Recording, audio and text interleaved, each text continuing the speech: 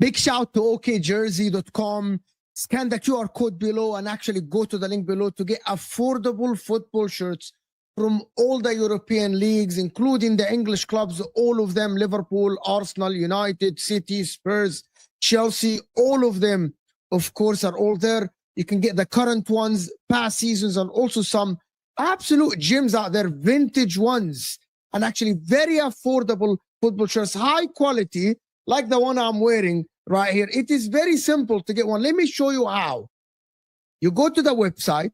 It's very simple. You click on the Premier League, pick the club you want. For me, I pick Newcastle, for example. You go there, you will find all the current ones, training ones as well. You add whatever you want to the cart.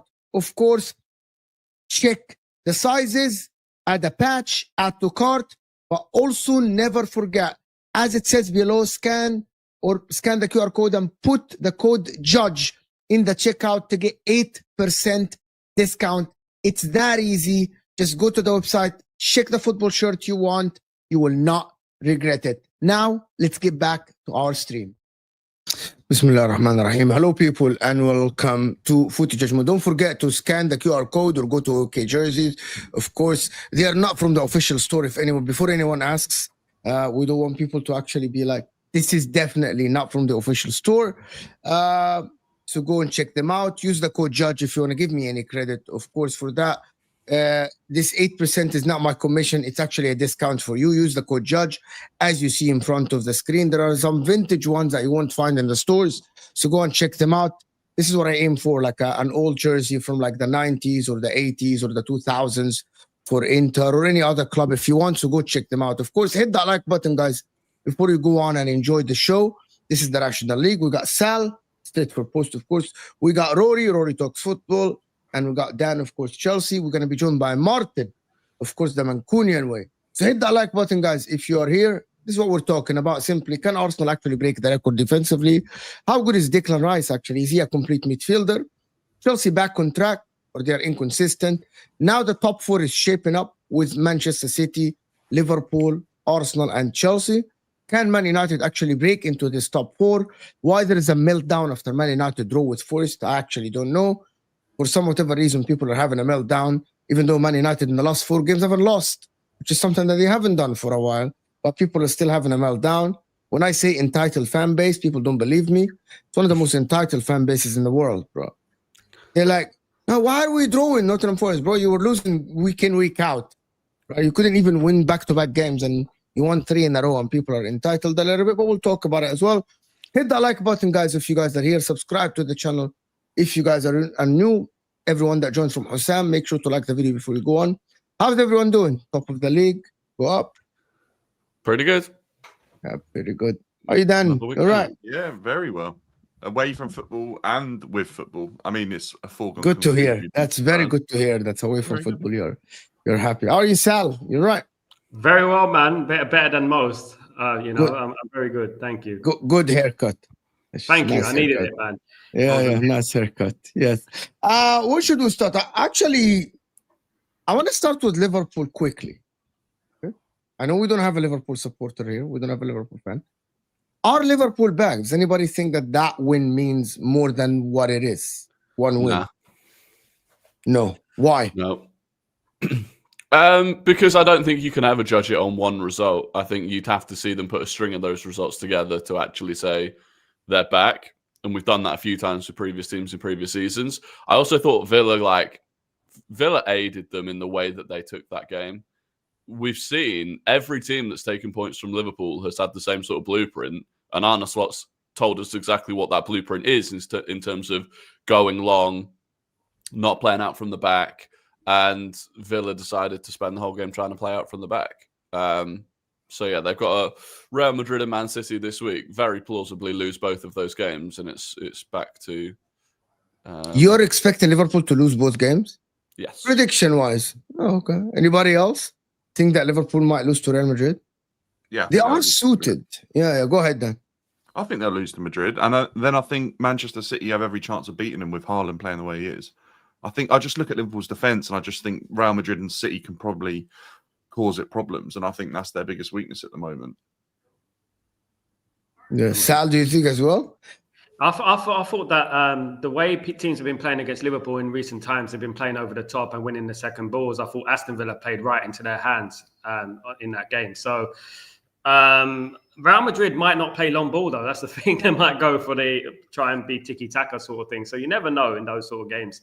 The ones you least expect them to win, they might even win it. But I expect Real Madrid to win, but you never know. They'll have runners, though, won't they? You can just picture like Mbappe will be on the shoulder all game, just constantly. They'll put the ball in over the top. They've got runners from deep in Valverde and players like that. Well, I think will just overload Liverpool in their areas where they've been weakest. So I think, and City they're kind of doing the same. You look at Haaland yesterday against Bournemouth. They could apply that to Liverpool, and I think they'll just be putting balls over the top in and around the defenders. And I just think it will cause them so many issues. For me, I look at Liverpool. I've said this a couple of times. I still think their midfield is causing them more issues than what's being focused on at the moment. I just don't think their six is really good enough. I know Gravenberch has done well going into that position, but I think they really need a solid player in there. I think it actually highlights how good of a job Fabinho did for all those years with Van Dijk. Yeah, but last year, Gravenberch and McAllister did a magnificent job. I think he did, and I think he was helped by how much of a better job McAllister did last season than this season, because I don't think he's been great. But when I look at Liverpool, I don't think Gravenberch is doing the same sort of job he's doing last season as this season. I think he's actually got more I think he's got. Well, I think Villa probably allowed him to do that, but I think he's got more license to go forward this season. I actually think it's causing him problems.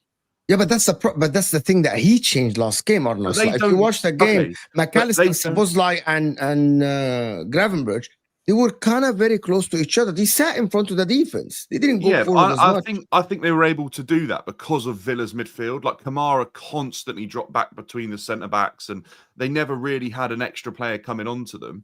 And I think in certain games you'll get away with it, but when I look at the riches that Liverpool have, they don't need their six bombing forward as well. In some of the games that he's done it, they don't need it. They've got so many players that can create and make opportunities and make things happen. They don't also need their six vacating that space, especially when they've got fullbacks bombing on as well. Yeah, but that's what they didn't do. That's what Liverpool fans have been asking for. And if he fixes that, which is, I think that's what he did in the Aston Villa game. Yeah, but he didn't. What we're saying that's though, what he did. Manchester City and Real Madrid won't play into their hands like Villa did, and then I think we'll see the same problem again. But you're assuming that Arne Slot will actually ask the players to go forward and just press high and stuff like that. I don't think so. Because they're huge, they're huge games that he's got to win. The thing is, I think the midfield looked a lot better against Aston Villa, right? And a lot of people, Yes. including me, said that midfield, last year's midfield of Gravenberch. Yeah, I McAllister watched your was TikTok like- and Instagram. Yes. Yeah. But in fairness, they played that midfield against Man United and they lost. And they played that midfield against Chelsea and they lost. So it's not a guarantee that midfield is the solution. And I do still think you can go long and clear the entire midfield. And I think that's the problem because Gravenberch doesn't like to sit in the six. And that can benefit them in terms of the goal that he scores at the weekend is because he doesn't sit there. Yeah. If he loses the ball there and they go long, Liverpool are vulnerable again. So, yeah, look, I also think Ekatike. This is what I disagree with both of you actually on this. Yeah, respectfully, it's all about the instructions. It is the same thing about Arsenal, for example, when Mikel Merino plays. It depends on the instructions that Arteta gives Mikel Merino.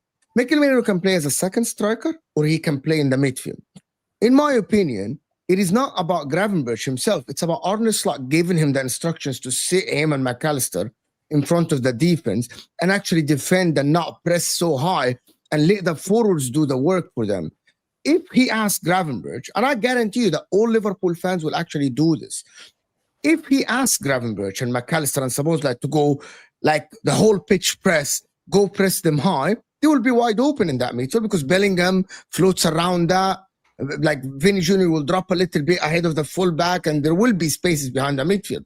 But if he doesn't, which is I don't think he did against Aston Villa, right? I think that it will look similar to the Aston Villa. Will they win the game? I don't think so because I still think that that defense is open because of the high line with Mbappe and Vinny that runs behind. That is the hardest thing to stop, right? And like they have players to pick up a pass, like Real Madrid. So because they do it against most of the teams when Mbappe runs behind the defense. But in terms of that open midfield that Liverpool have, I think it's very easy to block by having the right instructions for the players. If he does it, I think he will block the midfield. I think he will make the game harder for Real Madrid. If he doesn't, and he go back to the Dutch way of playing football, I believe that he's going to lose the game, which is, I believe that most Liverpool fans will tell you exactly the same. It's all about the instructions. I don't want to be a victim of the lineup, like in terms of analysis, like what people do for Arsenal, for example. Oh, he played Moreno, he must be defensive. No, it depends on what you instruct Moreno to do. You can instruct Moreno to be high. You can instruct Gravenberch to be high. You can instruct Gravenberch to be deeper next to McAllister, like what they did last season. It's all about what Arne Slot wants. The thing about it, which is what I think, is that I don't think Arne Slot actually wants to play that brand of football of last season. He doesn't want to. And he said it in the media. That's what I was making the point of, Mo. Yeah, is that I think he's asked Gravenberch to do a different role this season. I think as much as Gravenberch has benefited with a few goals, I also think it's caused them issues. Yeah, but I get it. He It's thinks not Gravenberch's fault. That's Arne Slot's decision to make that choice, isn't it? Yeah, he's the one who said in the media, I don't think my approach is wrong in the games. He literally thought that. He said that in the media. He's like, I think I'm right. I think my tactics are correct. There's nothing wrong with my tactics. And this is why I think he's stubborn. I think that stubbornness is what is going to get him the sack if he loses the next two games. Because I believe at the Etihad, he's still going to try to play a little bit of a high line. We saw anybody that plays a high line against City, what happens to them. And they press City. Haaland behind the defense, couple of passes, and they're behind. I would be very surprised if he changes his approach, to be honest. I'll be very, very surprised if he changes his approach. You know the game against Villa, where you're saying that he asked Gravenberch to do something different? Well, Gravenberch's goal kind of comes out of the same repetition that we've seen this season, right? Where he makes that late run from deep, he finds himself higher up the pitch. I think had Villa had a player that wasn't Kamara, who was also willing to make that forward run in behind the space that Gravenberch was leaving, I think that's where Liverpool have seen problems this season. I just think Kamara was always between his defenders because, like Rory said, right off the bat, they were playing out from the back, and he's key to that system where he comes short, gets on the ball, turns, starts the build up. And I think had they had a more dynamic midfielder who's way less stuck in that position, I think it causes Liverpool problems again. And I think Madrid and City will have that. Can I just say something else? And I want to ask the chat this as well. Guys, like the video, and let me ask you guys something like just simple. Are just simple that Real Madrid and City are just strong? Sal, just can get involved with us. Are Real Madrid and City just stronger than Liverpool? Can sometimes football be that easy? You're just stronger than the opposition. No. Football doesn't deal with absolutes. You know, you've got to take into factor the Anfield thing as well, especially Champions League nights. I think Liverpool will give Real Madrid a game. As much as I hate to say it, I think Liverpool might actually win the game by 2-1, something like that. Because I just feel like a lot of these teams, they crumble at Anfield. It's not so much about tactics, it's about atmosphere. And I think they sort of have a 12th man on the pitch every time they play at Anfield. So I actually think they're going to win the game 2-1. I think so. I know I might be in a minority here, but I think they're actually going to win the game. I think what's happening, though, in regards to Liverpool and other teams nowadays, teams are just so stuck in their ways. I'm playing this way, and I'm not going to adjust for nobody. And I think this is played into the hands with Bournemouth against Man City and Aston Villa against Liverpool. I think sometimes you have to be humble, and sometimes you have to say, right, we're going to keep it tight, we're going to kick it long, you know, and win the second balls. And I don't think Aston Villa and Bournemouth did that. They're a bit naive. But I think the Real Madrid game would be different. I think they're going to win it. I know I don't like saying that, but I think they will, you know. Are they... So nobody here thinks that they are back in the race of the title and all this thing, that they're not going to be close to Arsenal? I don't think they're out of it, but I don't think yesterday's or Saturday's result alone was enough to say that they're suddenly going to go on a run of, you know, 7, 8, 9 wins in a row or something like that, which is what they would need to do to put themselves properly back into the title race. I know they haven't drawn many, which kind of works in their favour a little bit with the points, but they've lost 4 games already. It's getting to the point now where they're almost going to have to go unbeaten for the rest of the season and definitely pick up points against City and Arsenal to get themselves back in with a chance. Because we were only looking the other week. There's not many teams that have won the league with, you know, I think 6 was the highest amount of losses we've seen in the last decade, 15 years. So they're on a tightrope if they're going to win the league. 6 losses is the highest? I think it was to win the league. I don't think we've seen... I mean, in the 90s, we used to lose 6. No, I said in the last 15 years. In the last 15 years. Since Pep Guardiola came, can someone in the chat check how many the maximum losses a team had? I think even Arsenal last season only lost 4. And they didn't draws were our problem. That's the only thing Liverpool got is they haven't drawn any games yet. So that is where they've picked up points, isn't it? Yeah. For City, though, yesterday, how do you guys see the game? Is it Bournemouth playing bad or City playing good?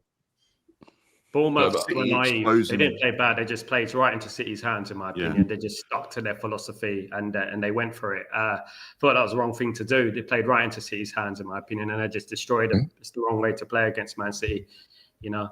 So Bournemouth had a really high line, didn't they? And I think with someone like Haaland, it's just going to cause real issues. As much as I think he's done quite a good job, the Bournemouth manager, Areola. I just think for that game, like you were saying, Sal, you just kind of just got to humble yourself a little bit and just go, look, it's going to be a different game today, lads. It might not be the exact way we've been playing, and I know it's probably against our beliefs, but we could pick up a point here if we just sort of adapt to the way City are playing. And I think as much as he's had a lot of stick, someone like Arteta has actually been fantastic at doing that in recent seasons. He's looked at the opponent and he has decided to play in different ways. And it's, you know, this season he's reaping the rewards. And I think Bournemouth could have hurt City yesterday had they just sort of changed it up a little bit and not allowed them to have so much space in behind. They had, you know, they had Foden, Bernardo Silva, and Cherky all in behind that sort of Bournemouth's midfield, operating in that area. And their first instinct every time was to play the ball over the top or in behind. And Haaland was just onto it, and it caused them issues.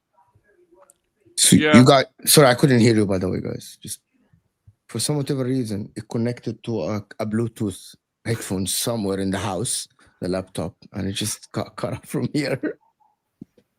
Yeah, I think City played well. I don't think it can't just be put on Bournemouth setting up poorly. Although I do think it was much like the Villa-Liverpool game. It was a bit like you've played into City's strengths a bit with the way that you've set up.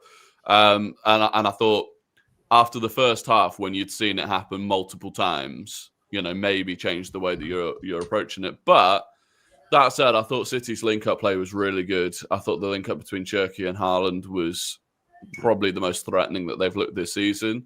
And Bournemouth have been a really good side. You know, Bournemouth had only lost against Liverpool this season, so I think to only concede one at the other end was probably pretty promising for them as well. So yeah, look, a bit like Liverpool, I think you need to see that consistently now. But I don't think the game signs. plan. Okay, to be honest with you, I am not sure if the game plan yesterday is gonna be consistent, right?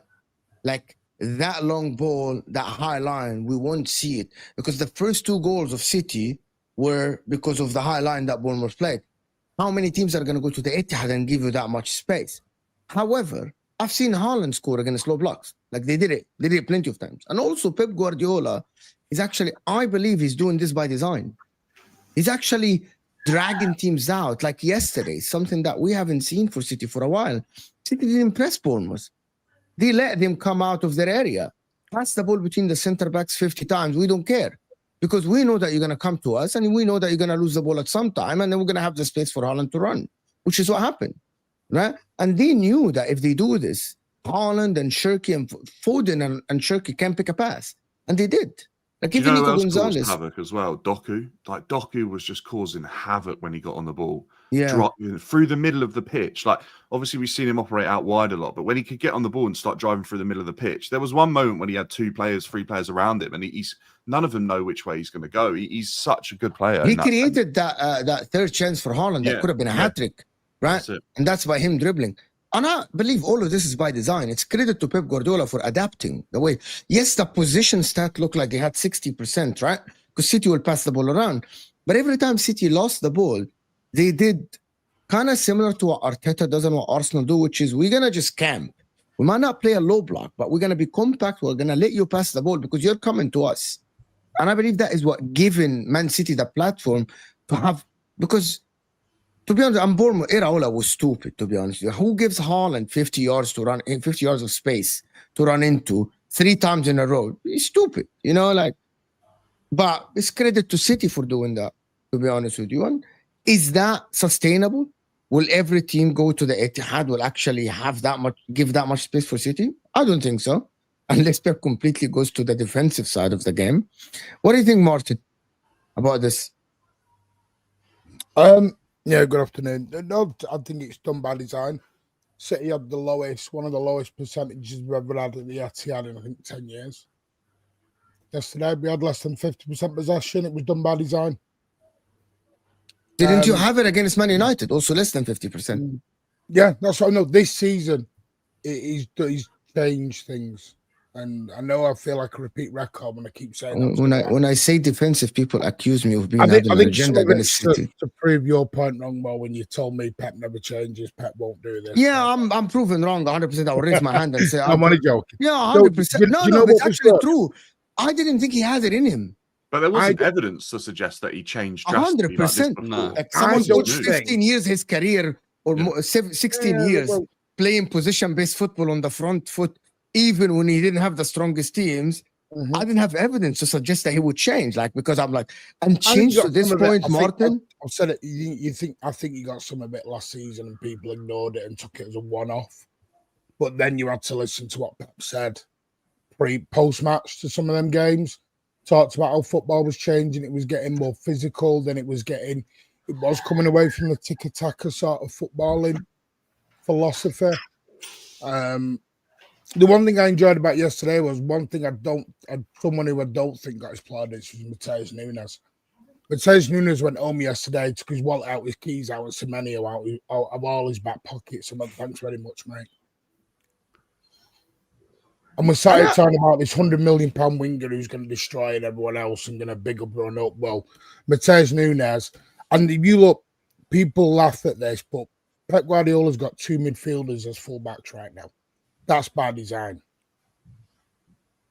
That is by design. Yeah, but Nico O'Reilly, to be honest with you, if I'm watching him, like he's Matheus Kelly on steroids. Like the midfield, he is an 8. He is an 8. Literally, he's amazing. Like Are they Nico failed O'Reilly midfielders though, Martin? is amazing. Are they failed midfielders? No, the problem is it's because our midfield is so damn good to get into. What do? You're not going to get in a Rodri. You're not getting in ahead of Foden. You're not getting in ahead of Bernardo or even Nico G. I mean, people talk about Pep can't turn plays around. Well, Nico G, exhibit A, Your Honour.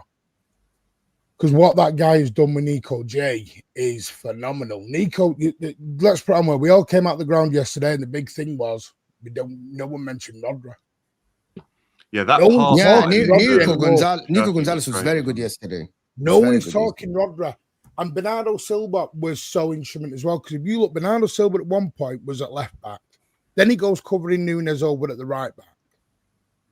And last season, especially, well, even last week against Villa, we were getting caught out with the little gaps in behind. So Pep goes, you know what? Right, you want Nunes to go? Fine. He can go forward, which Kushinov can't do at the moment because he's not quite got that string on his bow, which I think he will get. Still a young lad. And then Bernardo went in. He was tremendous. And for me, I think it was one of the best all-round performances we've had all season. And I'm not going to do this. No, by the way, Mo, I'm not doing this. It's Bournemouth. It's this, that, and the other. When everyone has been waxing lyrical about Bournemouth for the last 2 months, talking about how brilliant they are, City do them, and suddenly it's back to it's just Bournemouth. No, you played very well yesterday. Play that game. No, we played very well. But can I ask you? I have 2 questions. Number one, Rory, you don't think that Nico O'Reilly was a very good left back yesterday? No, I think he's excellent. I just thought to undermine Miles Lewis-Skelly like that was. I'm not undermining Miles. No, because he's just a bigger guy. It's just okay.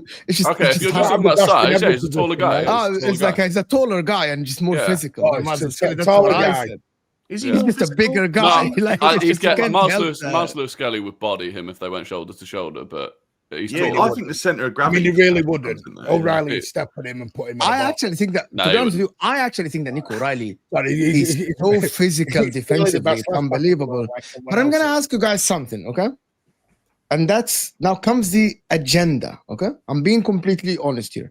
Why nobody talks about Pep Guardiola having the lowest ball position percentage of his career this season, but no one labels him a defensive team, but they do the same for others? Why?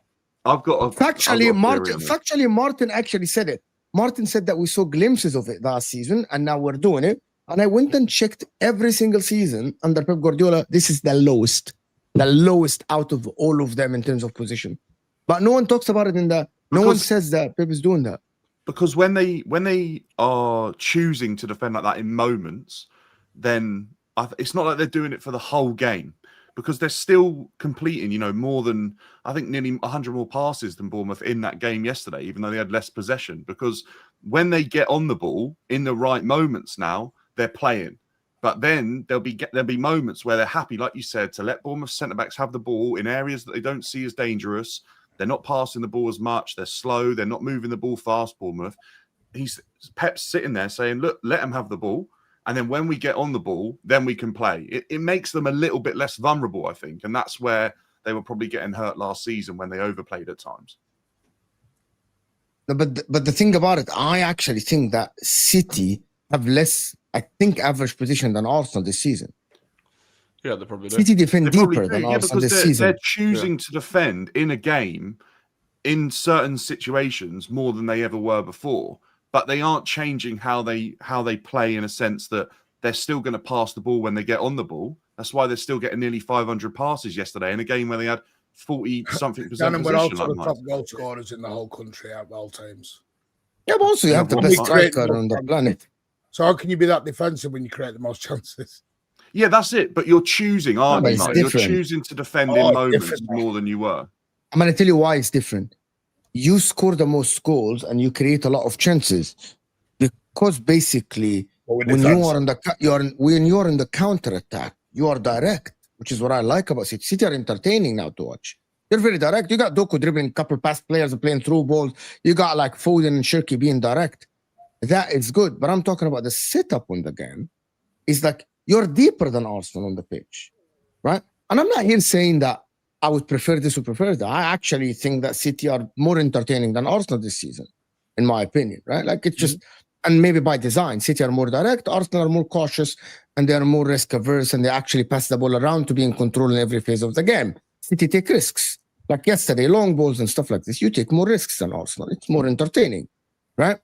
But nobody is talking about it. That was just a question about, because for the last month and a half, all I heard is defensive. Every time I'm opening Sky Sports, BBC, Talk Sports, any podcast, it's Arsenal defensive. And I'm like, well, I don't see that.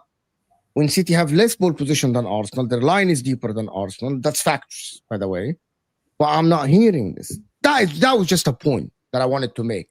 That you look at how people look at football differently based on their team. Well, we're going to that another time, because the problem is what you don't see is there's also people that will see that other media outlets do the loving for Arsenal as well.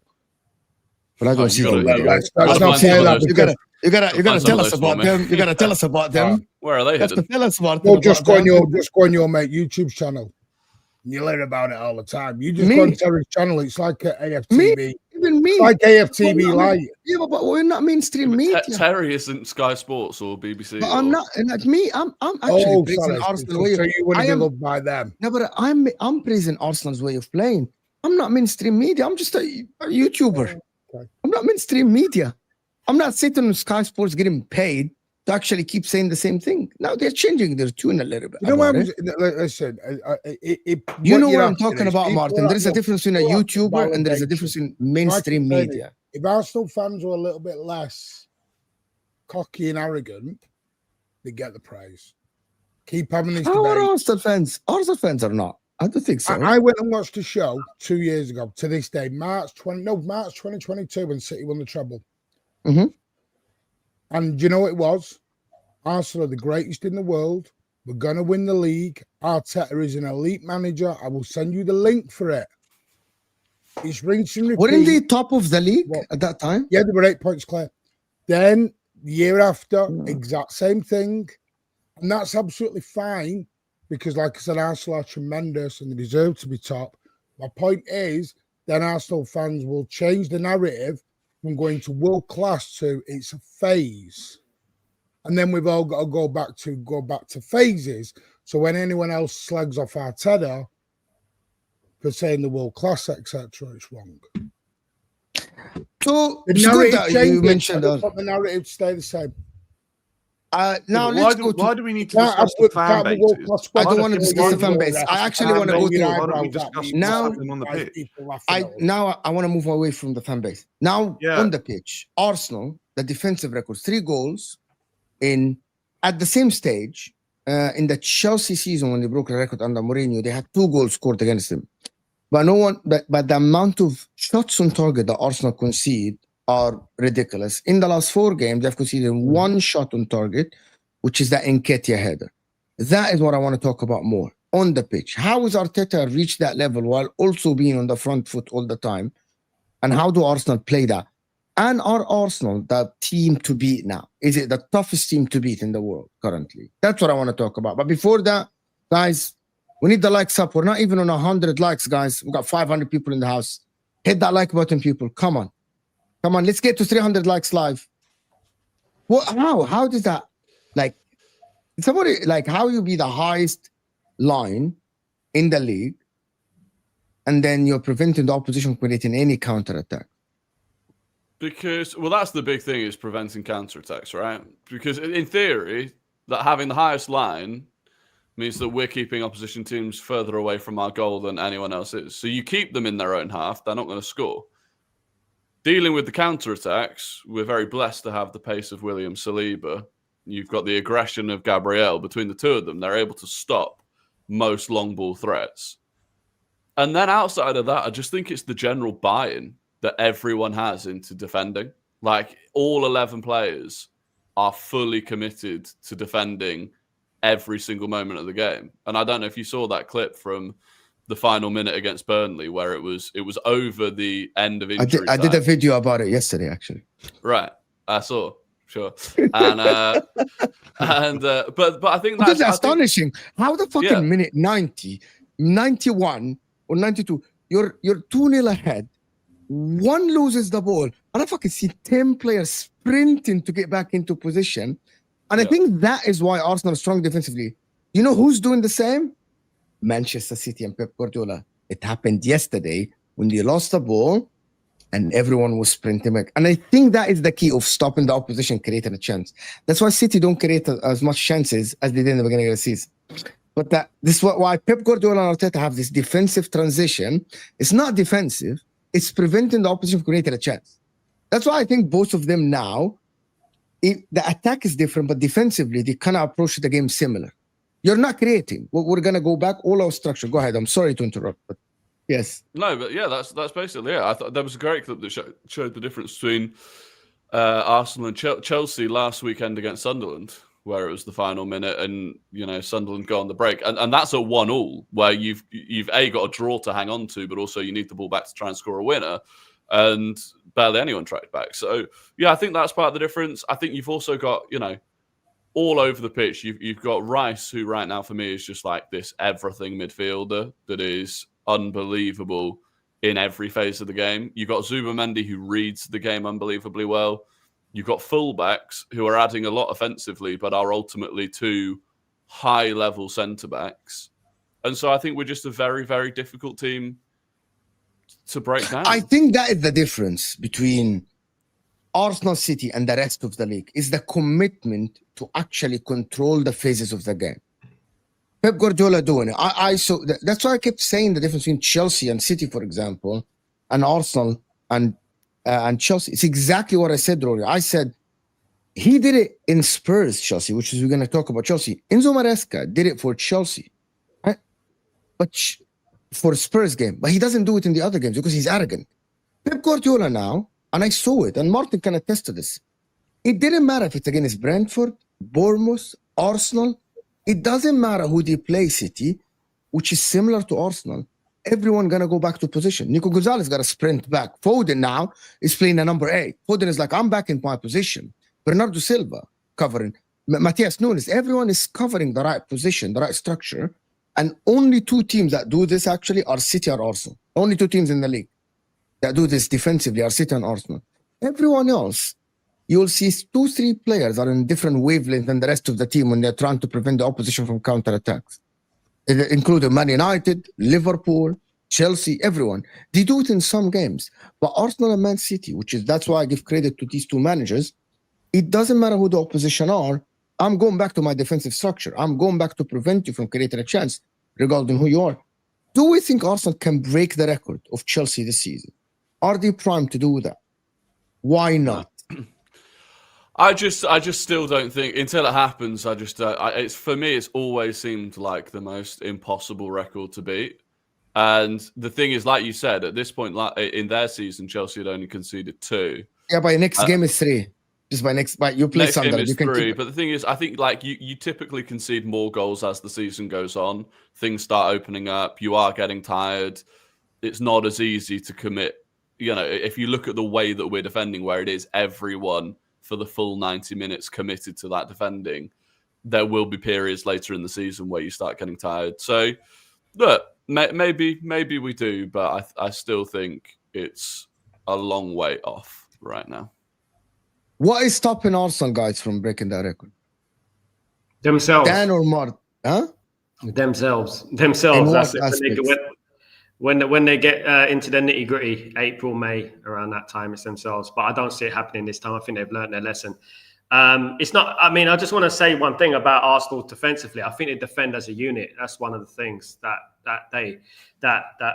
overrides what they're doing. But with everything, I saw a little clip from Gabriel, against Burnley, and it was just a throw-in, and Gabriel would come out of nowhere and just go wallop, headed the ball away. Like, no one is getting a chance. You're not getting by me, no chance. I think that Arsenal not taking any chances this year, and I can actually see them being undefeated until the end of the season, to be honest with you. And looking at the defence, if they get 1 goal, there's no way you're getting back. They already got defeated once, but yes. Yeah, but you know what happened in that game, didn't you, Mo? Innit? Nothing happened. They scored a set piece. It was a foul. Yeah, it happens. We had a fishing goal who couldn't flapping at everything. You know what I mean? It's ridiculous. You know what I mean? No, but for Arsenal, guys, I wanna ask a question. Tony Cascarino yesterday in TalkSport said that he thinks that Arsenal win the league early in the season. That's right. Why are people saying that now? Like, I didn't understand why is he Chris saying Sutton that. said the same. Chris Sutton said put the bunting on it. And they're already. not Arsenal fans. The thing about it, that these are Yeah, not Arsenal fans now. They're changing their tune a little bit. No, over the but last apparently few- the mainstream media are all against Arsenal. And Martin, don't do that. It's only the last week that they started saying this. Like, We're he putting was the bunting actually- on in November. Yeah. He was actually asked about it in a fact that people actually saying that Arsenal will fall off in March and April, which is, I don't see why like people would say that. I think the reason that people are saying that we'll win it early is because we're, whatever we are, 6 points ahead of City, and it looks at the City moment, play Liverpool Still next got to week. come to the Etihad, by the way. Yeah. Yes, I you said that. don't Yes. Don't lose the last couple of seasons either. But we don't look like losing games at the moment, so it's harder to see Arsenal dropping points, and we've got the lead as it stands. So that's why I think they're saying it. That said, after Sunderland, we've got a much trickier period of games than both Liverpool and City do, and it's genuinely not unreasonable to suggest that we draw a couple of those, City pull back 4 points on us, suddenly it's a 2-point gap, and it's a very close title race. So, yeah, it's Liverpool had won the league 5 games in. 5 games later, they're 7 points behind and not even in the title race. Like, people are as reactionary as they've ever been, I think, when it comes to. But everyone thinks that whole City are gonna be there, right? Everyone thinks City are the ones that will be the closest, not Liverpool. More than likely, I think. Rory, I almost think you're doing Arsenal a disservice there, saying you don't look like losing games. I think it's so comfortable at the moment. You don't even look like conceding goals in pretty much every game. It's not even a chance that you're going to lose the game. It's whether or not you're going to concede. I think it's got that comfortable. What is it? 6 games, 7 games without a goal? So 7 games without conceding. But the thing that will cost us won't be defensive. The thing that will cost us is games where we don't score, because we're still not. We're still not creating huge chances en masse every game. So there will be times where we are struggling to score.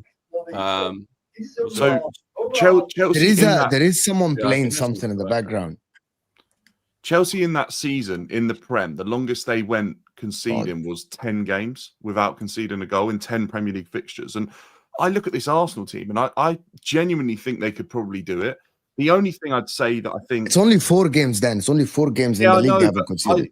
I think they could go really close with this record. I really do. I think the only thing that goes against this Arsenal side currently is the Premier League as a whole may be stronger than what it was when Chelsea got their record. I think there are more teams now because of the huge amount of funds in the Premier League that have teams that have players that are capable of hurting teams a little bit more. But Chelsea also, towards the end of that season, that's when they really did start conceding goals as well. So that both things that have been raised are definitely points that have to be taken in. I think Chelsea conceded, just trying to count, 1, 2, 3, 4, 5. Someone Chelsea did it yesterday. Six in their last 10 games. So, and you also look at the games that you conceded in. They're not the games that on paper you think necessarily you're going to concede in. And that'll be where it is with Arsenal. I think when you've got Champions League games midweek, knockout Chelsea games. was semi-final of the Champions League at that moment in time as well. So they had quarter-final, semi-final, and a league run. You've got to start rotating your squad. Things get out of sync. Injuries happen. And there'll just be other teams, I think, in the Premier League. I look at some of the teams in that season, in that Premier League season. Some of those teams were nowhere near the level of a 15th place team in the Premier League right now. Yeah. Let me do these couple of super chats to grab them. City fan has consumed too much mainstream media. I want to know where the mainstream media over the last month that were praising Arsenal, not saying they're defensive. I want to know where these outlets are. Send me clips for real. Well, Hamza was on one of them. Hamza was on BBC 5 Live last night. Nice for him. Yeah, you didn't know that, did you? I didn't. Why does no one mention that this is the first time Arsenal are top of the table by this many points and the other teams don't have games in hand? Okay, I didn't know that. Well, Sunderland, if they win tonight, will be back to whatever it is. Okay, we're not putting 4-5 Sunderland in the title race, Rory. This is like we're not doing that. Yeah, but No. Factually, the gap would not be the biggest. We're It's ever not been. doing this. Um, Sunderland is great. Sunderland champions. Well, if Sunderland do it, is that better than Leicester actually? Because it's better than Leicester. They Yeah, spent it would like be, I think. nah. It's definitely better than Leicester. They're coming from money. Championship. Leicester was a Premier League team, 100%. I don't know. 100%. I don't. Can I ask you guys about Declan Rice? Yesterday, 2 days ago, on the BBC Match of the Day, they was talking about him as a complete midfielder, right? I had this argument with Hussam on MHF, just me and him, about Caicedo and him, and what is this guy lacking versus what is this guy lacking, and all the stuff. Why is Declan Rice lacking? Is he lacking anything as a footballer in the middle? Not really. I think he does everything to like a minimum 8 out of 10. Okay. Anybody think that? So why would people still think that Caicedo is better than him as a DM, for example? Well, because Caicedo might do that role at a 9. Do you know what I mean? But Rice is still doing other things probably better than Caicedo, isn't he? Across the whole. That's what I said. That's what I said. I think it's Caicedo easy might to be a hate better Declan 6. Rice, to be honest with you. I think he's quality. He's such a phenomenal player. He's worth that price tag twice over, and it's easy to give him stick. I think if Rice was doing what he's doing for if Rice was doing what he's doing for Arsenal for City, I think people would look at him very differently. I think because it's an Arsenal player, it's the natural thing. I don't think so. I don't think so. The natural thing with an Arsenal player is to look at the negative side of their game. It's why, even though he's relentlessly performed for England last summer, people are trying to scapegoat Declan Rice's ability to play the ball forward as the reason that England struggled. It has been fairly consistent. Now, you may disagree. I'm going to say something, Rory, but I want you to respond to it. What you said now is maybe that's why some people say that's why we think that Arsenal fans are annoying. Because of I'm going to tell you, what you said now is that because he wears the red and he's plays for Arsenal, he's not getting the praise. And I don't think so. I actually think that Declan Rice has been getting a lot of praise lately. A lot. And I mean a lot of praise lately. I don't every see time it as I'm much open, on every social time media. every time talk about Declan Rice, people, especially from professional pundits, they are picking him as one of the best midfielders in the league. Some people are talking about one of the best in the world. Media. People that understand the game, ex-players. Can I tell you? I'm talking about social media. His biggest critic was probably Scholes, wasn't it? Scholes picked Tonali. Scholes picked Tonali over. Scholes wanted to be edgy. I know what Scholes did. He wanted to be edgy, and he picked Tonali over everyone. Like he said that Tonali is the best now in the league, and I know what he's done. He's trying to go viral, and he did go viral, so he succeeded. But I'm sure for his team, he would pick Caicedo, Declan Rice, Rodri ahead of Tonali. Scholes doesn't care about going viral, Mo. Scholes doesn't care about going viral. I think he did. No, he doesn't care. I genuinely believe he did. No, he doesn't. Well, we're not doing this Scholes thing again on another opinion. But I genuinely think he's quitting media, isn't he? Yeah, that's it. He doesn't care about going viral. Scholes will have his own opinions on the game, and he says it how he thinks it. And he gave reasons about Declan Rice, didn't he? He said it's the foot on the ball and the little extra touch that he thinks is for show, and it isn't really needed because, Tonali will be instantly doing that same movement without the extra touch. And he's not trying to go viral. He's just got his own thoughts, his own opinions, and he says it how he believes it is. I don't think he's trying to. If he believes that, so he doesn't know the game, basically. If he believes Tonali, so ridiculous. By the way, guys, by the way, for people that think that I think because you're an ex-pro, you know the game. No. I don't believe that, but I don't believe that, by the way, because I know when you're pulled goals.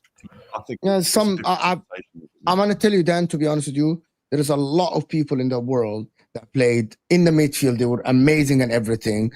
And I don't think they know the game as much as other people that actually didn't play the game.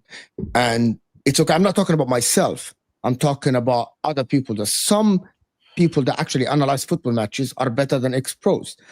And speaking to ex-pros myself, I know that some of them are not very aware of the tactical aspect of the game. That's why some of them don't know how to coach, actually. Some of them fail at coaches. But they're also incredibly aware of how it feels to be out on that pitch in that moment, more Yes. so than anyone else. And they're in a Some of position them are to talk natural about that. football players. That's But it, I don't right? think, Some like of for them, me, go ahead.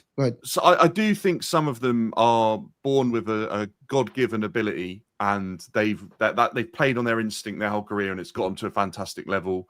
And then they aren't in a position because they never really paid enough interest from the tactical side of things. Right? I agree with that, but I also think when you're at the level that Paul Scholes has been at, and you've had to work as well, I genuinely believe, and he's worked with some of the best players and managers ever. I genuinely think he's in a position to talk about football.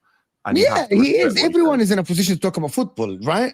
But I just it's think whether or that not him, it comes with a level of respect before they've even opened their mouths because of what he's achieved. to be honest with you, that for me, there are people that actually I will listen to them. I think Paul Scholes knows football, but for example, like I think that sometimes when he speak about some players, I think he's just like when he spoke about Salah, for example, he's the same guy, which is the same guy that said Salah is very good on the eye 2 years ago, or just 1 year ago. Just 1 year later, he's saying Salah has always been not good on the ball. And it's a clip. Like this is not a tweet. It's a real clip by him saying that the Salah is good in the eye. So he changes everyone. And I'm not accusing Scholes of doing this. Everyone does this, right? They change the narrative based on the time. He literally said on the same program that Salah is very good on the eye. Look at what he does on the ball and his drip. And then a year later, he's saying he's always been one of the ugly people on the ball. Okay, so basically you change your opinion based on the narrative that is running currently. But I want to move on from Paul Scholes and go back to Declan Rice, to be honest. Is Declan Rice now the best midfielder in the league? He's the best that fair to all-round say? midfielder in the league, isn't he? Yeah, I think He's so. the best at, if you imagine a spider graph, he's probably, like Rory said, 8 out of 10, 80% on near enough every single one, and some of them he excels at, and he'll be up at a 9, 10 in some areas.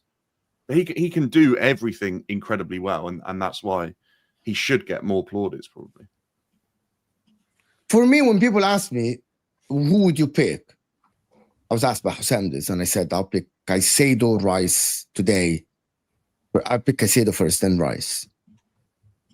But the beauty with But Declan Rice, for though, what is that he can position, play, though? Exactly. And Rice, then I Rory, put Rice can caveat play in into a it. number of positions, like Exactly. so he Yes. can get in So the I put Yeah. I put a caveat to it. I told him, if I need a 6, a DM, I'll pick Caicedo. If I need an 8, someone like the one next to Zubamendi, next to Caicedo, I'll definitely pick Rice, and it's not even a question about it. And he's like, no, you need to pick a player, gun to your head, you need to pick one of them, regardless of the position. You can fix the position later. You can find another guy for the other position later. So you have one player to start your team. You can choose one. Who are you picking?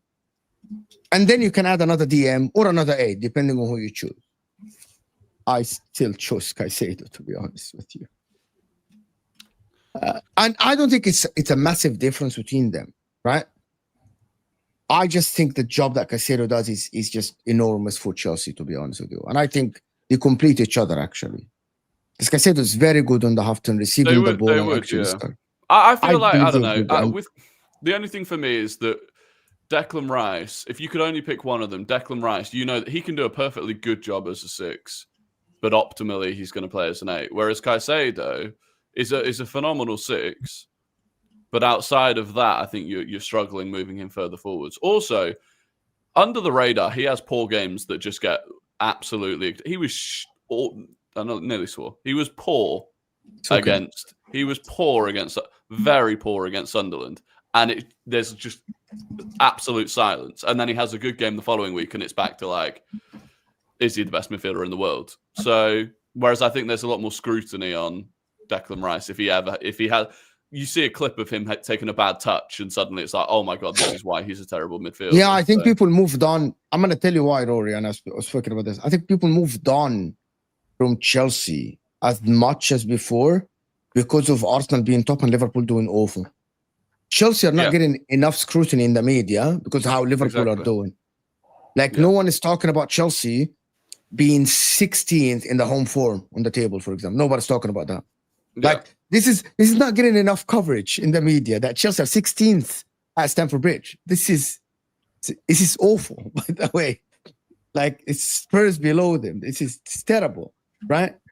But we'll talk about Chelsea. But for Arsenal, to be honest with you, I actually believe that Declan Rice has been phenomenal. I actually can't pick more 8s that are better than him in the world. Don't tell me Valverde. Don't tell me Goretzka. Don't tell me any of these guys.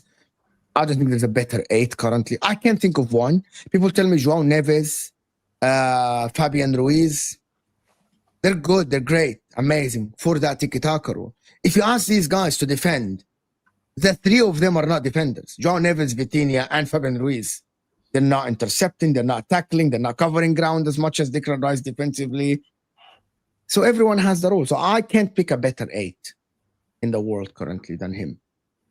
I don't know if anybody disagree with this. Potentially, we got Elliot Anderson and Adam Wharton coming through, so they could potentially... I'm just going to tell you something. This Elliot Anderson guy is one of the most overrated players I've seen lately. I'm being serious. That's harsh, mate. That's harsh. I'm going to tell you why. When people are talking about... Okay, the word overrated... I think me and you, Dan, had this off stage.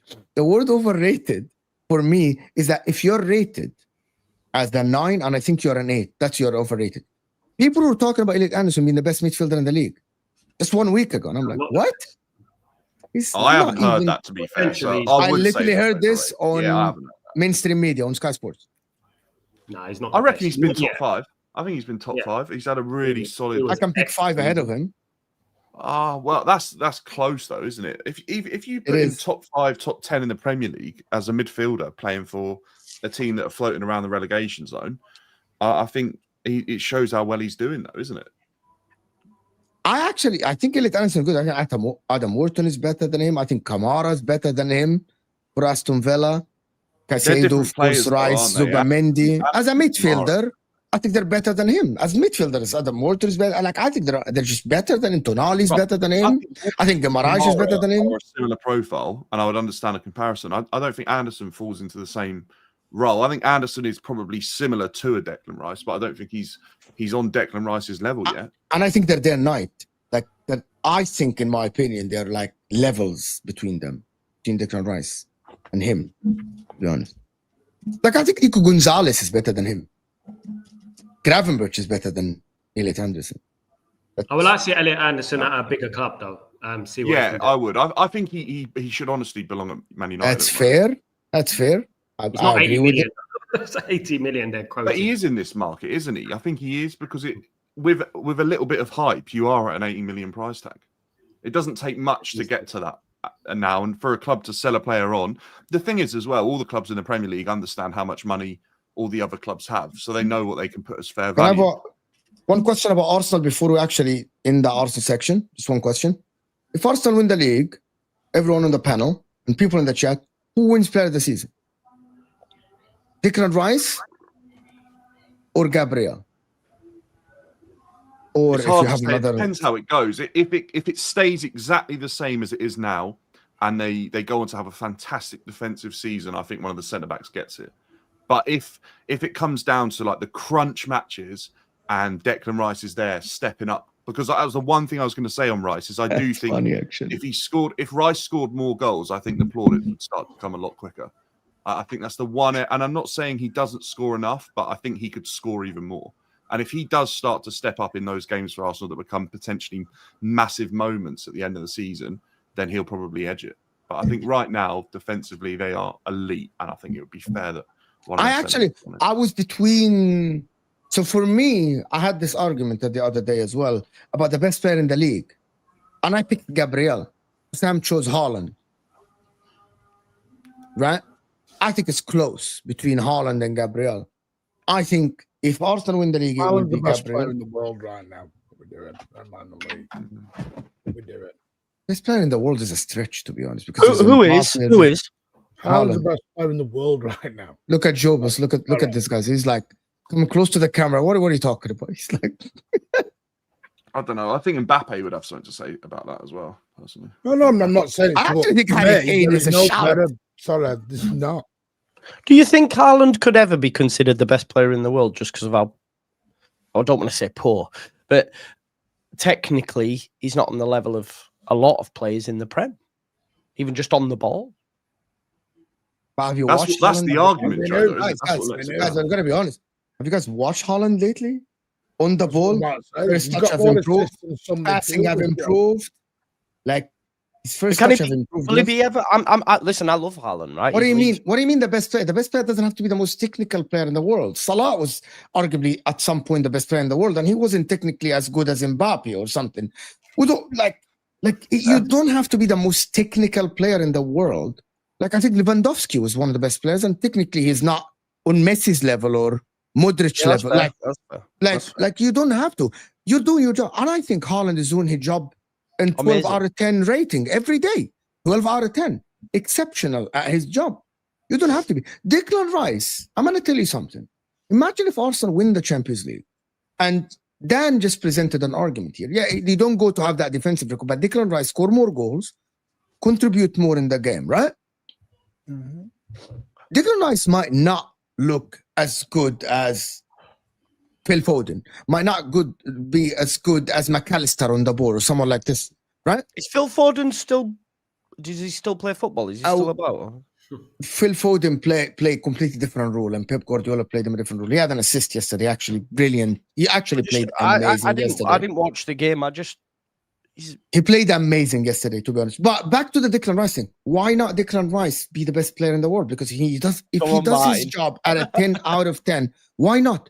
If Declan Rice does his job at 10 out of 10 every game, and Arsenal go to be the best team, for example, in the world, why not?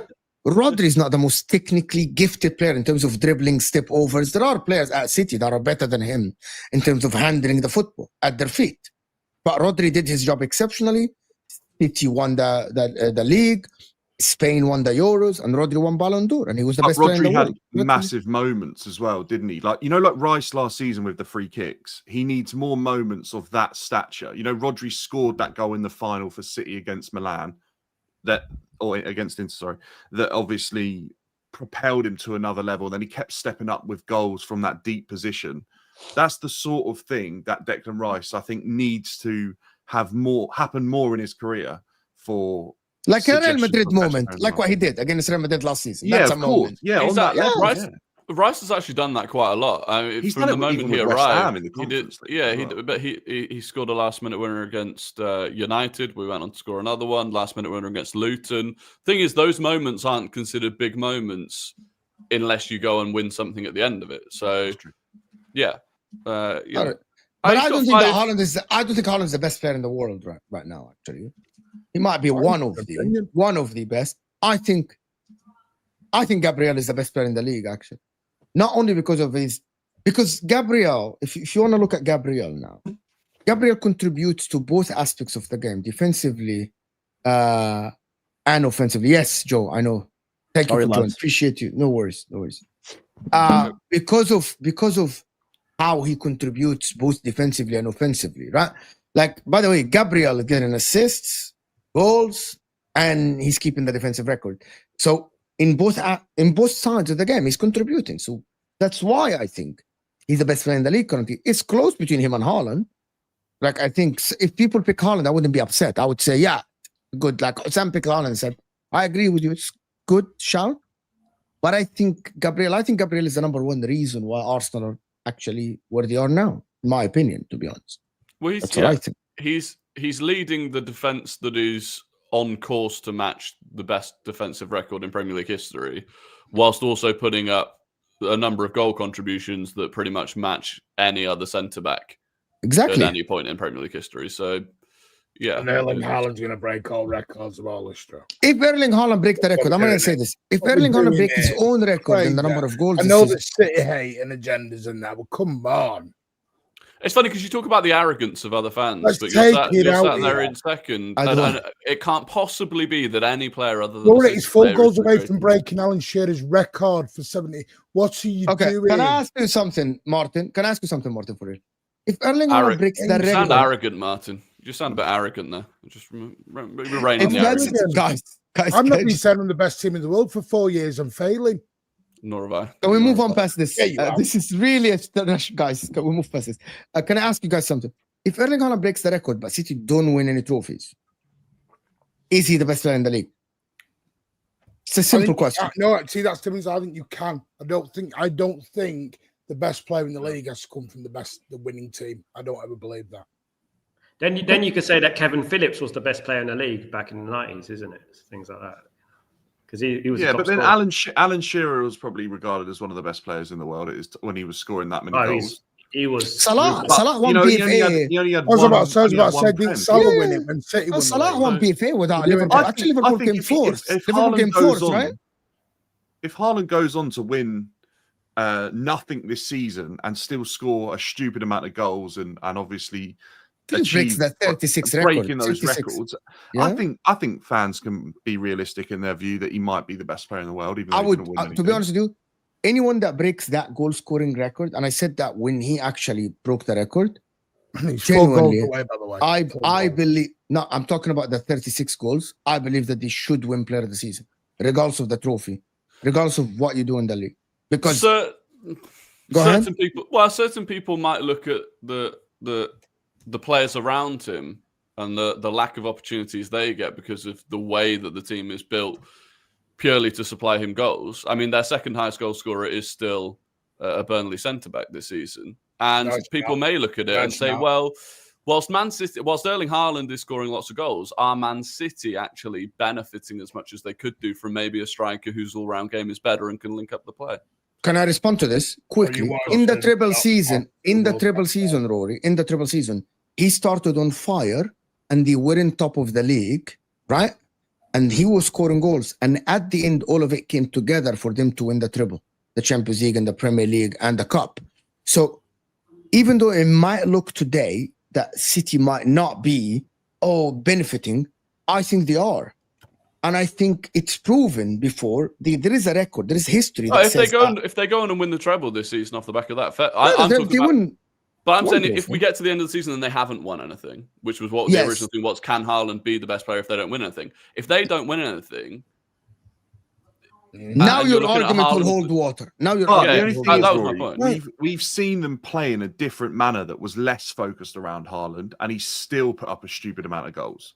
And but then now, obviously, he is without a doubt their best player, and they have to focus playing to their strengths, right? Because if they don't, there's not many goals in that team, even if they do play. Because I think Pep alluded to it, was gone in a different direction. Mm-hmm. But there was times, even though we scored 3 on Wednesday night without Haaland. Yeah, but when Haaland went, and like Martin said, obviously last year, City scored goals without Haaland being in the team.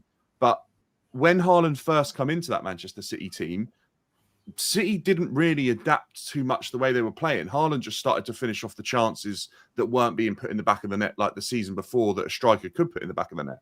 So I think I hear what you're saying. If they adapt and it doesn't work out, then maybe they'll go, that wasn't worth doing for the amount of goals Haaland got because it harmed the team. And I think there's been cases of that before where teams have played in a specific manner. I think Ronaldo, you could probably make that argument. Some cases in his career, teams have completely focused their play around what Ronaldo done for the team, but it didn't always benefit them massively when it comes to every game and winning every single trophy. But at the same time, you look at Barcelona, Pep made Messi an animal, and it ultimately led to a lot of success for them.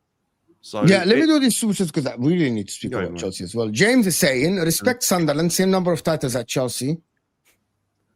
Yeah. Sunderland are a massive club, but let's look at where they've been for the last decade. Exactly this, James. Spurs versus Chelsea, Burnley versus Arsenal. Which winning team was impressive, panel? I think Arsenal. I know people get at me for that, but Spurs were so poor. Spurs were so they were awful. I don't think it really does much for Chelsea because I think Chelsea win that game before a ball's even kicked every season anyway. Yeah, impressive in what way? I don't think either of them were impressive wins. I think they're for not Arsenal, great metrics for future success, are they? Either game. No, I think for Arsenal it was just ticking off another one that they were expected to win. And like you said, I think for Chelsea it was Spurs are just awful. Respect Grimsby Town, same number of Champions Leagues as Arsenal. All right then. Right. This season as well. Yeah. Chelsea's hasn't beaten Arsenal at Stamford Bridge in 8 years. I didn't know that. Wow. Chelsea's home form has been awful for years, though. It's been a long, not just necessarily. I actually didn't know this, that Chelsea haven't beaten Arsenal in 8 years at Stamford Bridge. It's actually Yeah, I didn't. Ridiculous. I didn't even know that. To I be need to honest. fact check Been a this, while. right? I need to fact check I this. feel like Like, it Yeah. is a fact check, to be honest. Zubamendi, some people say that Zubamendi is the best midfielder in the league, he's been good. I think he's underrated, but I think he's underrated. Martin, you're all arrogant. Also, me. Well, Yes. I'm not arrogant. Yes, you but- paid £2 to send that to me. Thank you. for Chelsea, though, just moving on to Chelsea, are they going under the radar because Liverpool are not winning game? Or they are on course to what we think Chelsea should be? I saw a stat this morning that I found Okay. interesting. I like it. That this is their basically they've not so in 20, I think it was 22-23, 10 games in there were on 20 points. 23-24, that was like 12 points under Potter. Last season it was 17, and this season is it 18? You on 18 now? 16. Well, no. Last season it was 18, and this season you're on 17. No, they are 17. Yeah, and last season it was 18. So in terms of like progression, okay, you progressed from Potter, but from 22-23, you were on 20 points at this stage of the season.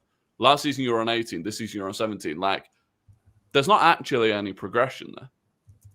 It's just that, like you say, other teams maybe have kind of dropped away. I don't necessarily think we're better this season than we were at this point last season. I think we've had injuries, and we've got no Palmer, and we haven't had him for quite a bit of this season. But I don't know that we've progressed as a team much at all, really. I think we've sort of been at a similar level under Maresca the whole time. I think if you look at the chart, it's very much an up and down chart. But you know, we've had 3 losses this season against some teams that have been. Like, I think Chelsea's results this season have really come against teams that haven't been in a good place where they've got results. I look at the West Ham game, probably the worst team in the league. Fulham haven't been great this season, a massive striker crisis. We beat Liverpool, who were in poor form. We beat Nottingham Forest, who are probably the worst team in the league under Ange at that time.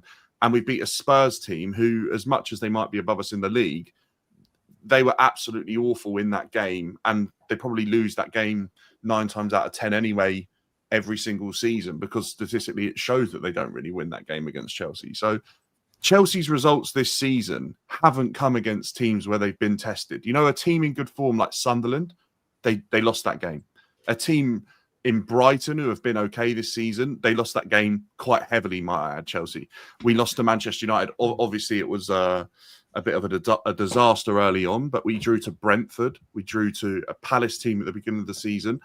Chelsea's games that have been tested this season in the Premier League haven't gone well. You look at Bayern Munich in the Champions League, it was woeful. Chelsea really haven't stepped up in games this season when it's been important to do so. Are you on course? So we don't think that Chelsea are on course to achieve what they are set out to achieve? Is that the form of a I don't know, because I keep Champions League qualifying team? You know that I do a lot of shows with completely different types of Chelsea fans. David, Ads, Dennis, you, Shez, Don. Everyone tells me something different. Some people tell me we are where we are because we want to be here and we're building for the future. Some people says no, we should be better. Like Ads, for example, he thinks no, we should be better than this. This is unacceptable where we are now. Some people, and I can't make up my mind. Our Chelsea they are 5th now. So if they get top 4 this season, and I actually can't pick more than 3 teams better than Chelsea this season. I think you get 4th, 5th, something like this. Well, okay, so here's an example, right? Or not an example, but just a food for thought. What are we? A quarter of the Premier League season through, roughly? Like we're there or thereabouts? More than a quarter. More than a quarter. Just or a quarter. Only Yes. by what? 1 game? 2 games? Yes. Just over a quarter. Yeah. Yeah. So in the full season last year, Chelsea lost. I think we lost 9 games. So if Chelsea have lost 3 at the quarter point of the season, we're on course to lose 12 this season, right? If you just use that maths there, that means they're going to be on course for a worse season. So look, I don't know. I don't necessarily think Chelsea have come on leaps and bounds over this sort of where are we at now? A year and a season and a quarter under Maresca. I don't. Well, are we changing the narrative based on a game? So, for example, Chelsea should, as a club and the size and the money that's been spent, be a lot better off than where they are currently. And they should be. The thing I asked for this season, right, was that we would be guaranteed in the top 4 for pretty much the season. No ins and outs, none of this roller coaster and emotional.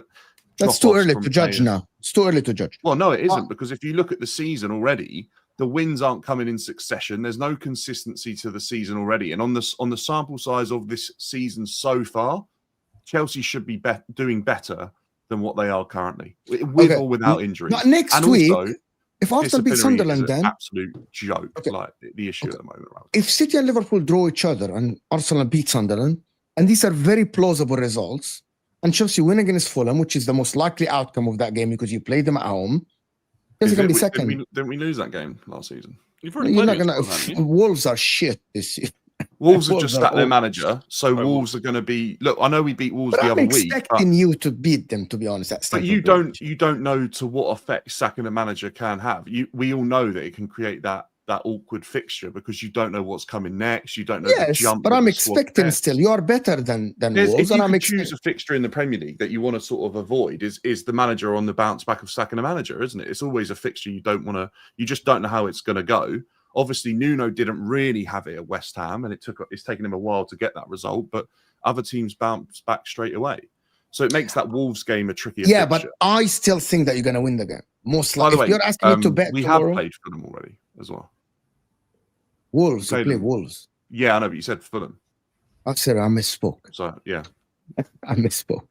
Yeah, but that's Chelsea can be second, and I think the narrative might change. But they will be second with 8 points behind. Chelsea wouldn't be second through their own performances being great, would they? If you know what I mean? It's Chelsea is second because of other teams not being able to be consistent at the same time.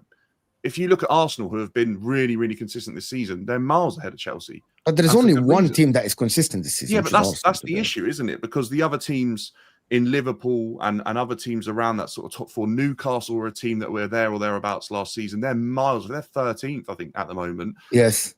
There's no consistency in these teams. And that's the reason it can look better or worse at times, because the league's incredibly volatile away from the first position at the moment, isn't it?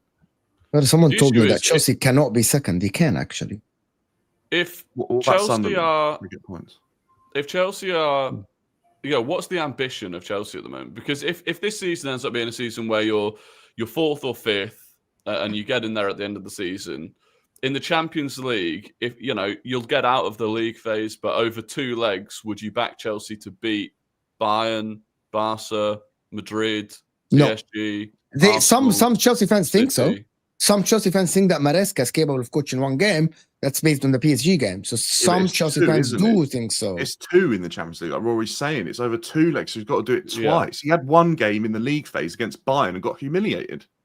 Right. So that's what I've been told. If you end up being a team that's you can get to the quarterfinals of the Champions League, but you're probably not going to get much further, and you're 4th or 5th. Like, it's better than where you were. But I think for the amount of money that's been spent and what Chelsea's ambitions had been for the previous 20 years, I think that would be a little bit underwhelming. Hold on. Chelsea haven't challenged for the league in 7 years. We were 3rd under Tuchel. I don't know if that. But you didn't challenge for Man United were 2nd under Oli, but that doesn't mean they had a 20 points. No one picked United to actually win the league that season. Challenge doesn't mean come 2nd. Like, for example, Arsenal came 2nd last season. I don't think they actually challenged for the league, and nobody. Yeah, that's fair. It's Chelsea haven't challenged since Conte. Conte is the last one that actually put Chelsea in a big shout to win the league, and he won it at the end. That's right, though, isn't it? With what Rory's saying, then you have to assess what Chelsea's desire and ideologies are right now about what they want to achieve, and I think it would just be to be a consistent Champions League team and keep things ticking over, to be honest. I don't think Chelsea's recruitment suggests that they want to be winning the Premier League. Otherwise, they'd be acting in a different manner, because the teams that do want to win the Premier League are far more aggressive in their recruitment around the best players in the world. And I just don't think Chelsea currently do that. I think they've got some fantastic players. I think they've got players that are developing and are improving every season. But I think as a squad, I'm not sure that they are. So going back to Rory's question, what is Chelsea's role in the league this season? Is it a Bournemouth role? I think Chelsea's role in this season, I think, would have been to be cementing that 3rd place as a real team that are building something for future seasons. I think that would have been the ideology around this season and what they would like to have happened. Have they done that yet? No. It's been a little bit too inconsistent. I'm gonna link this to Man United after I do these super chats. Some of them actually. Just a couple. By the way, you pissed him off, the man from Uncle. He said, "Use this fiber to dry your eyes, Martin." I don't think Martin is crying. I'm on commission there. I'm earning you some cash. I'll give you the £1 that I get. I'm on the commission there, boys. Thank you, the man from Uncle, for the super chat. Really appreciate you. You pissed off a lot of Arsenal fans, Martin. Last 6 away matches: Arsenal 3 wins and 3 draws against Chelsea. Okay, fair enough. You haven't got any City fans out, so that's why I'm out here repping. You know what I mean? I'm gonna link this to. Thank you guys for the super chat. I'm gonna link this to Man United. Do we think Man United are building the team to try to win the league when they're signing the likes of Cunha and Buemo, Sisco, and these guys? Is that opposing to what Chelsea are doing? Yeah, massively. I mean, you look at both of those players that come in. They've scored 20 Premier League goals or 40 Top Premier League 5 in GA last season, by the way. Yeah, they're players that are considered the best of the rest, and they're snapping him up. Obviously, Sesco's been a prodigy for quite some time now, and people are expecting big things of him.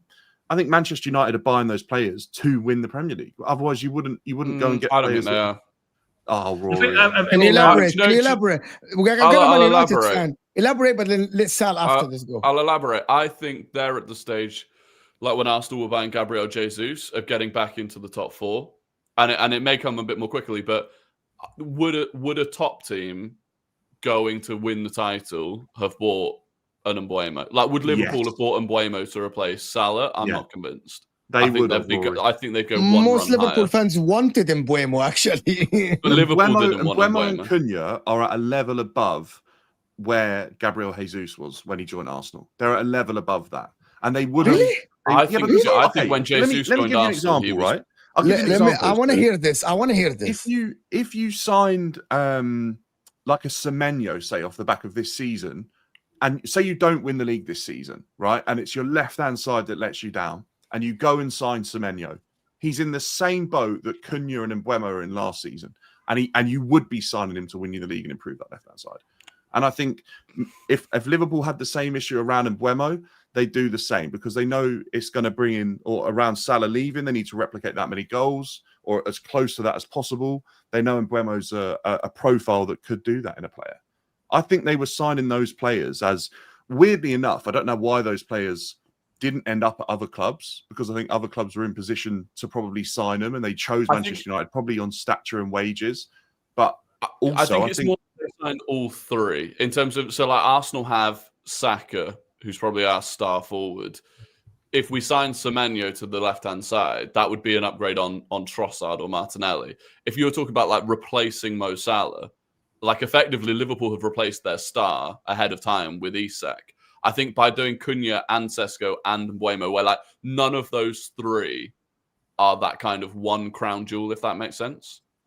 Like they're like a title, a team going for the title would buy those sorts of players around the star player, if that makes sense. I still don't think they've got that. But Manchester United know that they're probably building that squad and it's going to take time. Had Chelsea, let's use that example, had Chelsea recruited Mbeumo and Cunha instead of João Pedro and Liam Delap, would you say Chelsea are going for the title?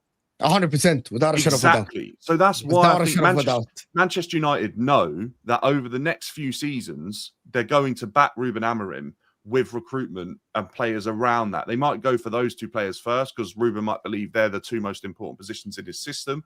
But, they're going to add to their midfield. They're going to add to other areas. And they're aiming, Manchester United are aiming to win the Premier League with that level of recruitment. If they were buying Dorgus and constantly buying players of a similar level to Dorgu, then I'd hear it that they were trying to slowly build back up. That's aggressive recruitment, signing players who scored that many goals last season. Omar Barada's already said that he aims at 2028 in winning the league. That's his benchmark. Yeah. That's what he wants. He said he wants to win a league in 2028. So he's definitely. That's in 2 seasons, by the way. That's in only 2 seasons, right? Am I wrong? Enough, isn't it? That's fair enough. Because say Manchester United this season, as Sal's sort of said, is they're going to get Champions League football, right? They're going to be back in it this season. That then allows them to recruit just as aggressively as what they've done this summer. 2 seasons' time, that's 3 massive transfer windows for Manchester United. If Amorim keeps building in the same way, or other manager comes in and it still keeps building and an aggressive recruitment style around recruiting the best of the rest players, Manchester United, if they keep that, they might go and sign Semenyo this summer. It's that sort of. I like what we're doing as well, the Premier League proven thing, because we've been out there and bought these names, these world-class players before, and they haven't worked. I like the fact that we've digged into the Premier League and got Premier League proven players like Mbeumo and Cunha. And I understand about the players that we purchase are like more like team players. They're not like the star player, as you talked about. It's they're more like the team players. We're sort of laying down the foundations at the moment to sign the cherry on the cake, if you know what I mean. We'll sign Mbeumo, we'll sign Cunha, and then we'll put someone in. But Man United are just half done. We're not even fully done yet. We fixed the attack, and that's about it. Half of the team isn't done yet. So I will give Man United a little bit more time. 2028, as Barada said, you never know. It could happen.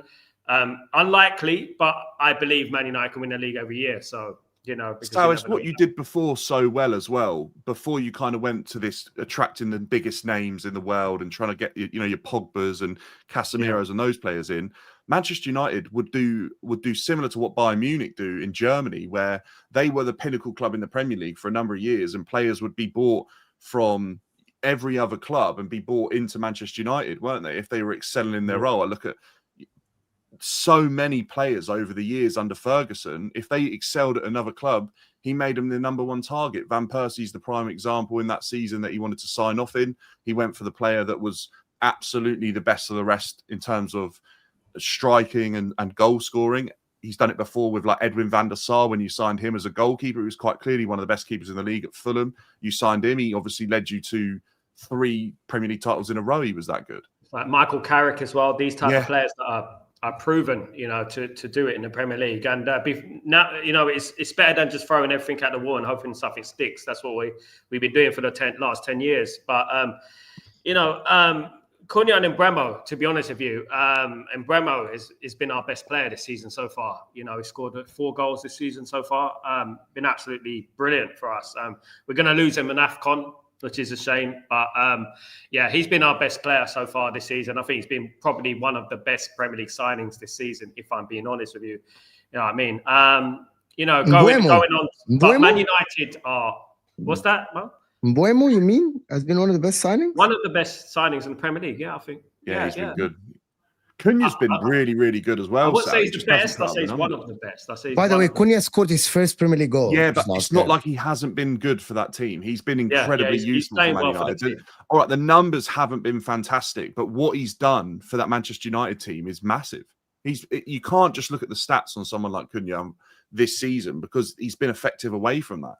He's been really, really good. I want Man United to do well, to be honest. What's that? I want to see Man United close to the top. The Premier League needs Manchester United to do 100%, without a shadow of a doubt. Product with Manchester United. We talk about product. There's nothing worse for the Premier League than a game like Chelsea-Tottenham that was one of the biggest games in the league, and it's a sales pitch for the Premier League to be advertised the best league in the world, and you get that dull dross that was served up at the weekend. Right? There's nothing worse than that. The Premier League needs its best clubs to be entertaining and fighting for the Premier League. It needs that. Dan, what did you make of the Tottenham situation, by the way, with the Thomas Frank handshake and all that? I don't know, to be honest with you. I don't know anything about how that relationship is with those players. What I'd say is they're probably just sick to death of losing to Chelsea, and they're probably fed up that they went about that game in a way that was never going to allow them to win it. I think that's probably what they're annoyed at. I suppose so. If I'm looking at Man United and I'm looking at them, I think they have a shot to actually finish in the top 5. And I think that would be a great achievement for them this season because nobody picked them to finish in top 5. Yeah, considering where we were. But you're looking at the league now, and it's only 4 points from 11th place to 2nd place. So you can win one game, and then it's a brilliant season. You lose one game, and then it's all doom and gloom. Do you know what I mean? I think if Man United get into top 5, I think that'd be a brilliant season for Man United. I think that we'll take that, absolutely, and we can build from there, getting into the Champions League, getting Champions League money, and attracting players as well, and we can move on from there. We need to get in that Champions League, though. We can't spend too long out of the Champions League. We have to win the game against Tottenham and see where we go from there. By the way, Rory annoyed somebody, even saying, this Rory guy, you fucking signed Madueke. Yes, Yeah. And I don't understand. Imagine spending €5 instead of just like using your ears and listening to what the person's saying. My entire point was that Arsenal going for the league didn't sign Madueke to start every game. We signed him as a backup to Bukayo Saka. That is exactly what I was saying. In the same way, Liverpool wouldn't have signed Mbeumo to start ahead of Salah. It would have been as a backup. And if they lost Salah, they wouldn't have signed Mbeumo to replace him. That's the exact point I was making. Would have, though, Rory. I don't think think they would. But that's not the point, though. Or Bowen. They would have gone. But that's not. No, I don't think they would have, though. What Dan said is spot on. Forget Liverpool, right?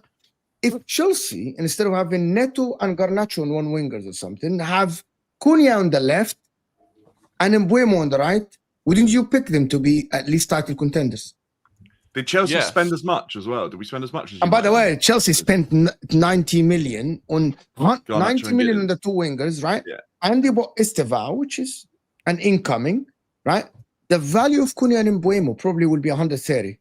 Am I wrong? Or something like this, 130? Yeah, it was about that. Million? 60 versus 65 or something. So that's 125. So Chelsea with 125 could have elevated their team to be title contenders with a front line with having still Estevao and Neto as bench players. Yeah, but that's been the question mark around Chelsea's recruitment under the new ownership the whole time. They spent $2 billion. And all right, they got net profit and it brings that figure down a little bit. But if you gave a team like Manchester United, who were going to recruit in that manner, or Liverpool, and who have spent the amount of money they've done, or even Arsenal this summer, they're all going to spend that $2 billion in incredibly different ways. Also, the difference is, you know how much United have spent, Dan? Well, since Jim Ratcliffe's been there, I don't, to be honest with you. Man United spent more than City. Let's not do this. Well, hang on, mine. When did City come into this conversation? Though? No, you say no. I'm not surprised. What I'm saying is, Dan, should stop playing up to the comments. Part of me, they're not on, Martin. I don't read. What I'm saying is, you're doing this thing. United have spent a lot of money. A lot of money. Yeah, fair play. They haven't won the league for 20 years. They need to get back at it, don't they? Our own money, by the way. How much money are you meant to spend to go and challenge? I'm in Abu Dhabi. I don't because they aren't. Man United are not in a place to challenge. Martin, it's not about how much money you challenge. It's about, are they in a place? Is the natural progression for Man United to go from finishing 15th to challenge for the Premier League? The natural progression for Chelsea finishing 4th last season is to challenge. There is a progression here for the club, regardless of how much you spend. Man United have changed a lot of the team, the manager, but United they were shit. Shit, Martin. Regardless of how much money they spent, no one is sitting here and asking Man United to challenge for the league because they were shit. They lost to Spurs. No, I thought that's what Dan was saying. I don't think they're anywhere near the top race. Nowhere near it. And none of us think so. If they recruit as aggressively around the best players in the league as they did this summer, then I think they'll be a lot closer, won't they? We're not saying we're going to win the league. We're not saying we're going to go there. Well, you have to aim high. If we get into European football, if we get Champions League, then yeah. Man United, the aim is finishing 4th or 5th. That's the aim, and they would be very happy. If we get in there, that'll be a magnificent. That's it, right? If you're signing players that you believe are going to be good enough one day to win you the Premier League, then at least you're going to end up somewhere in and around that winning the Premier League position, aren't you? You're going to be in the title race. Arsenal have obviously done it. Arsenal have been very low. They're coming from a low. The 14th, 15th. But you remember when City had the investors and they got Adebayor and they got Kolo Touré and Barry, James Milner's the best of the rest. You were signing Craig Bellamy. You were Martin. The method that City used is exactly what Manchester United were doing at the same time. You were signing the best of the rest. I'm not disputing that. Exactly. So just you know the success. You know, Martin. Then the success that can come from acting in that way and aggressively recruiting the best of the rest in the Premier League. Eventually, all right, it took you from the moment you got that takeover to winning the league. What did it take you? 5 years? 4 years. So if Manchester United do that for the next 4 years, can be winning an FA Cup before the league. Okay, so Man United won an FA Cup like a couple of years ago. So if Manchester United aggressively recruit in that manner for the next 4 years, their futures can change. We'll see. Listen, last one before we end the show. Excuse me, a City fan talking about overspending. Oh, They don't overspend those, City, do they? That's the whole point. They City don't have actually one of They the. don't need to City've now. been one of the lowest spenders over the last. They 5 have years. the foundation actually. Yeah. It's like They built up. they have the foundation to mean- actually go and not spend a Yeah. lot. That's the reality. But listen, I want to thank everyone that joined us. Rory Talks Football in the description. Follow Rory as well on Instagram and TikTok because he actually does brilliant work on Instagram and TikTok as well. The Mancunian Way, Martin's channel in the description. Sal's Street for Post, of course, in the description as well. Absolutely brilliant channel. And Dan channel in the description. Just trying to get it out there. TikTok as well. What's your TikTok and Instagram, Dan? the same. BDB Dan. Yeah. Yes, BDB Dan, guys, on TikTok and Instagram, and also Just Joe Football Show. I will see you guys later, probably on MHF or not today. Worked really hard this weekend. Hit that like button, guys, before you go. We're not on the 200 likes, and I will see you guys later. And let me just redirect to someone so I won't go to waste. I don't know who, but somebody, maybe Troops or something. I don't know. Troops? Troops is not bad. Oh, football terrorist. Yes, I will see you guys, and we're out of here, people. Take it easy, man. Thanks. See you.